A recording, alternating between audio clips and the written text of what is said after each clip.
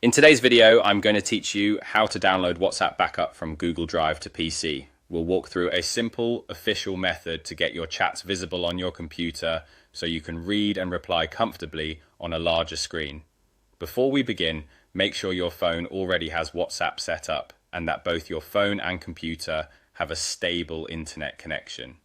This process securely links your phone to your computer using a QR code, and it works with the official WhatsApp software. Start on your computer, open your web browser, and go to whatsapp.com. If you prefer, you can search for WhatsApp and select the official site. From there, download the WhatsApp application that matches your operating system. Using the official website helps you avoid fake downloads and ensures the best performance and security. Once the download is complete, open the app. You'll see a large QR code on your screen.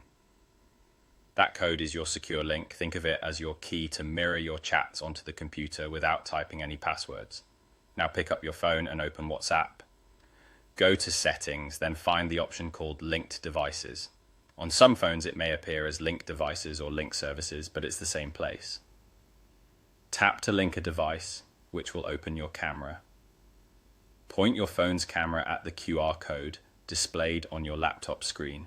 If the code doesn't scan right away, increase your computer's screen brightness and hold the phone steady. After a brief moment, your WhatsApp will sync and your active chats will appear on your computer. From here, you can view conversations, respond to messages, and share files directly from your laptop. Keep your phone connected to the internet for the best experience.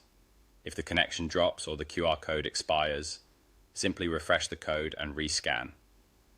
A quick note for clarity: linking your phone in this way mirrors your current chats to your computer.